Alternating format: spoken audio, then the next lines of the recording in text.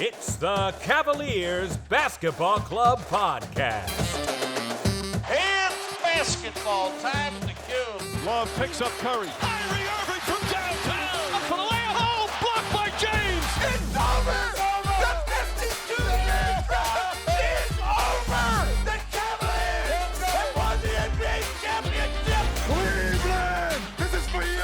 Garland steps into a three. That's what they need. Garland now back for Allen. They got it again. Put on your hard hand, baby. What a block by Mobley. Get that big stuff out of here. Garland, Mobley, you have to be kidding me. This is unbelievable.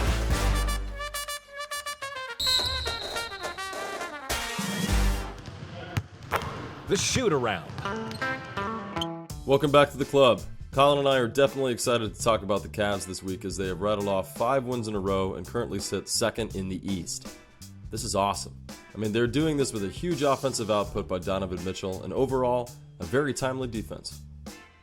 This is also true, Adam, and the numbers are bearing that out, with the team currently sitting 6th in offensive rating and 2nd in defensive rating.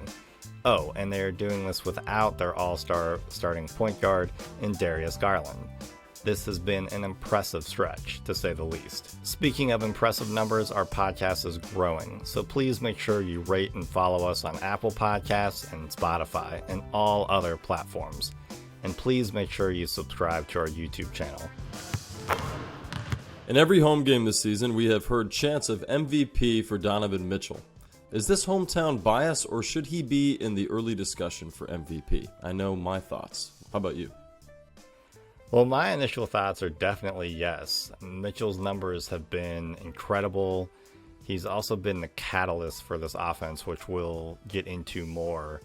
But right now, he's shooting better than Steph Curry. He's averaging more assists than Curry as well. And I know that he's already been in the early MVP discussions. So my answer, in short, would be definitely.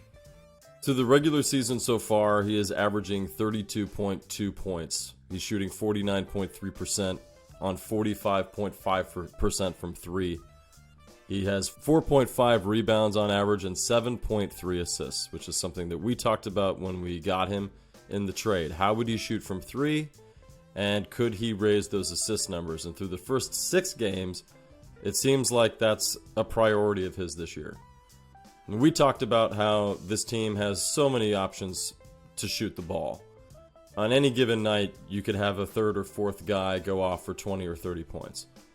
And Mitchell is going to be a beneficiary of that. He's going to be able to pass the ball around and get more assists simply because there are so many options on this team. Through the first 6 games, this is truly a historic beginning to being a Cavalier. And I think it's going to quickly make us go, LeBron who? You know? And obviously not not for real. But right. Just in the sense of really being able to move on as a franchise and hang your hat on another talent, on a guy that you can say, yeah, but we've also had Mitchell. That's what he's showing through these first 6 games. And it's exciting to be watching it every night. Definitely. It's been something that I don't think I was expecting. The numbers aren't just slightly better than what his career numbers have been. They are almost double in some of those statistics. I mean, he's almost averaging double the amount of assists that he's had throughout his career on average, which is just incredible. And I do know, I caught an interview with him recently, I shared the link with you, that he was talking about how he wasn't really fully healthy last year. He went to the organization in Utah and said, hey, I'd like to run this thing back. I'd like to have another shot at it. I think that, you know, all of us healthy and with the right mission statement, I think we could really do something here. And of course it blew up and we benefited from that, just like we benefited from the Allen trade. So it's really an amazing thing to see such great talent come to this team through the draft and through trades over the last couple of years. So this is just one of the fastest turnarounds I can think of in the time I've been watching the game. Yeah, that was on the JJ Redick podcast. Probably a cousin. I'm not going to dispute it. So, What is the biggest reason the Cavs have won 5 games in a row? So Adam, last week I kind of opened up my discussion about doing a positive and a negative. This week I'm just going to stay positive. Donovan Mitchell has just been an insane catalyst even when his numbers aren't incredible like they were with the Magic, you still had him having a high assist total. In that game, Mobley was the leading scorer with 20, and Allen added another 18.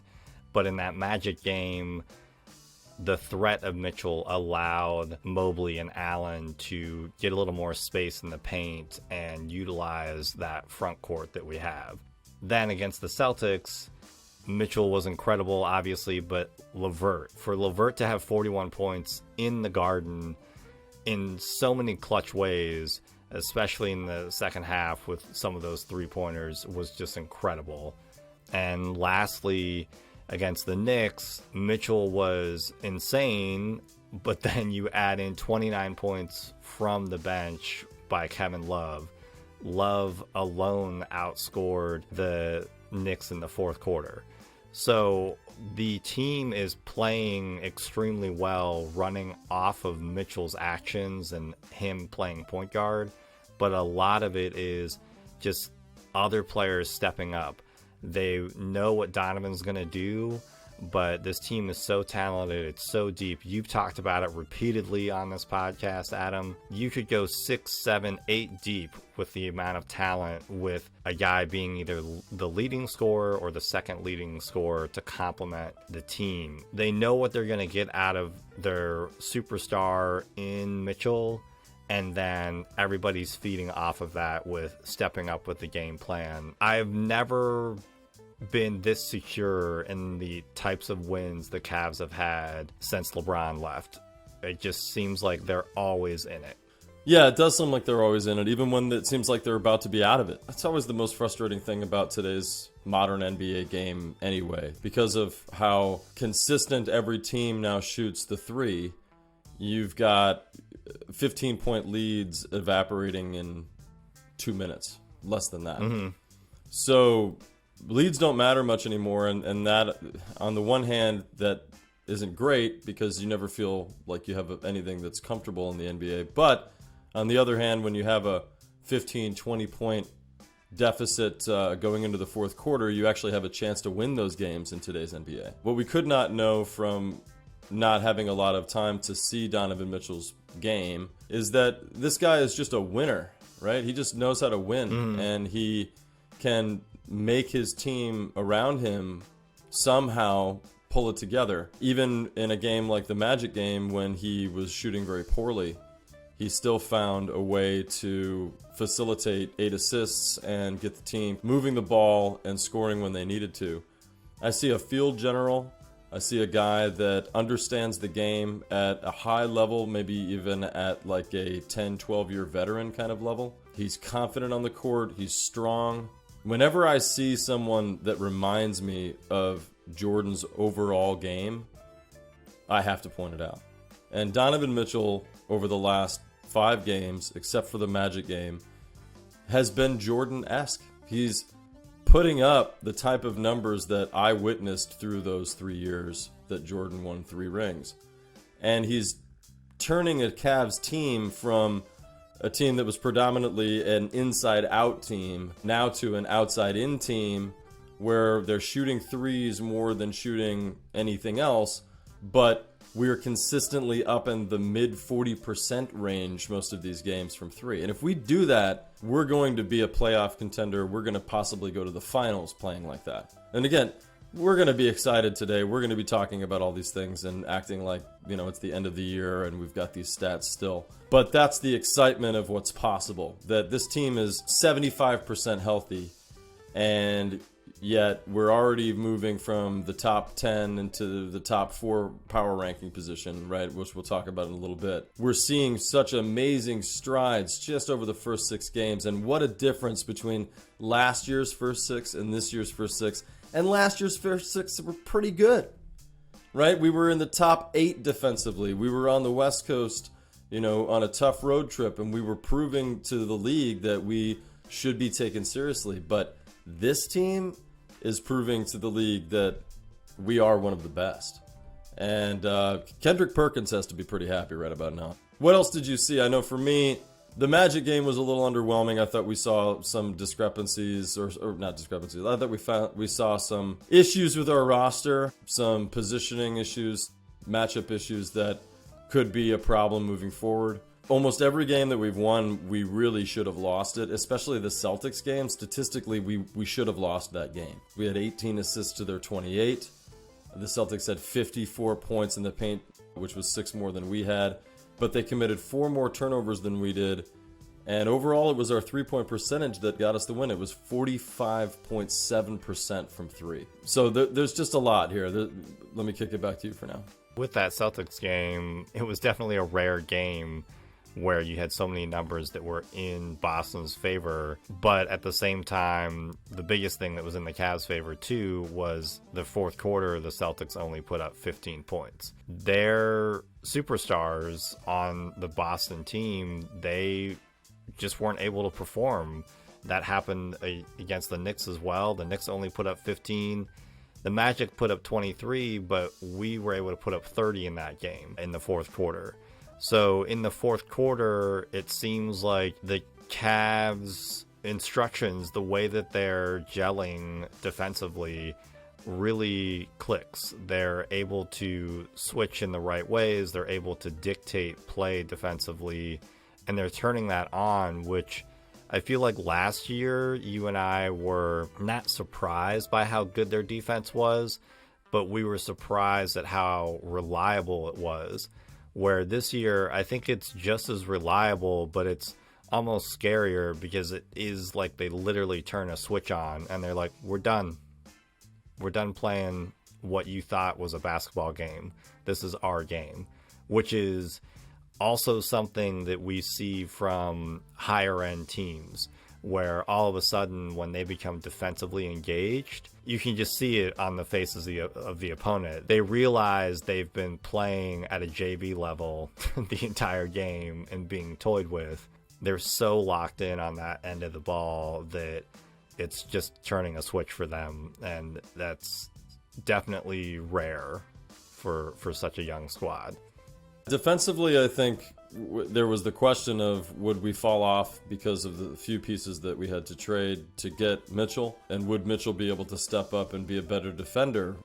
Was his situation in Utah the reason why his defensive numbers were less than stellar, or was it because of him and some deficiency in his game? And so far, I don't see it. I mean, when he's on the court, I don't really see a problem. I think he's rotating well. He's gotten some good steals. He's doing everything that I would expect. And really, some of the more glaring things that I thought we would have defensively, they have nothing to do with Mitchell. He really has improved our team in all phases. His ability to rally the guys around him and instill the right confidence with the group, that you can tell that everybody on this team feels like if their number is called, they're going to step up and get the shot or get the rebound or make the steal or whatever it is. They have a lot of tenacity and will for only the first 6 games of the year. And if they can keep that up and take the momentum of getting these last-minute wins, these OT wins and everything, if they can take all of that all the way through the year into the playoffs, they're just going to have all of this to lean on and feel more and more confident that this is a team of destiny. The last thing I'll add is Jalen Rose talked about it on his show. This Cavs team fits everything about Mitchell and who he is as a player more than Mitchell played with in Utah. And it's what you're discussing. It's what you're saying, which is, you have Dean Wade, you have Love, you have Okoro, Allen, and Mobley, who, when they get the ball, they want to do their best by Mitchell. And when Garland gets on the floor, it'll be a similar mindset, where he didn't really have that in Utah. He had a lot of good players, and they probably wanted to do the same, except our floor is so much higher. Every player on the Cavs, they're so young and their talent level is so high that the sky is the limit in so many ways. Warriors of the East, I keep saying it. And it's probably nothing that Cavs fans want to hear because you have to say Warriors, but I think that's the promise of what this team could be. that we are so deep and so young and so talented. You could see us being this kind of team for 5-6 years to come. I mean, obviously not everybody signed for that long, but it's really incredible. In the 3 most recent wins, the players have credited JB with calling them out and challenging them to play better to finish out the game. Is Bickerstaff the real reason why we're 5-1? Well, we have an episode called Bickerstaff and Altman. I would have everybody go and check it out. We have been saying, I think from the beginning, that Altman has always been probably the biggest reason why this Cavaliers team has had the turnaround that they've had. We've got to credit Altman 100%. But he found his coach in JB Bickerstaff.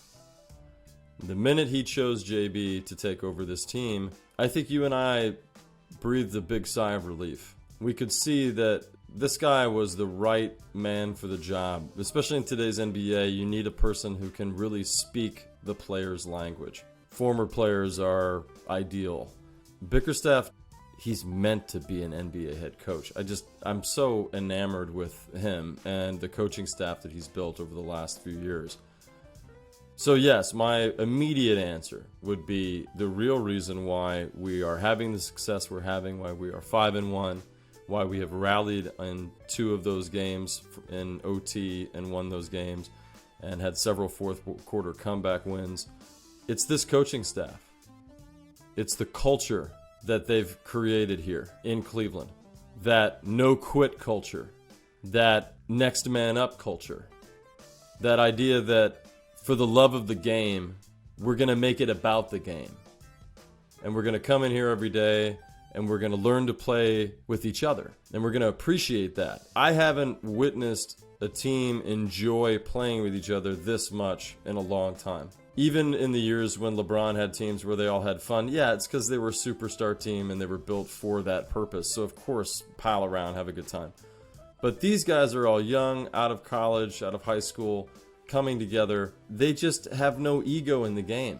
And if they do, you barely see that it's there. And we credit so much of why the Bulls and the Lakers through the years were able to be cohesive and keep the egos in check. That the teams had kind of the right culture, the right mentality to win. We gave a lot of that credit to Phil Jackson. I think you just don't hear much anymore how coaches keep that consistency for the players and make it more possible for these games to have better outcomes simply from the work that they put in and then the way they're able to rally the troops when they need to. Bickerstaff, to me, is that type of coach where he's got the shoulder and the ear of every player on this team. And when he speaks, they listen. When Papa Bear is upset, they're upset too. I know you're going to speak to that. It's pretty amazing to me that he can get upset or even just have a look in a certain way. And these guys are right there to do what he asks. Again, he's created the perfect culture of winning. I think that he and Altman have worked so well together. I know that you and I were very much relieved when John Beilein was no longer the coach of this team.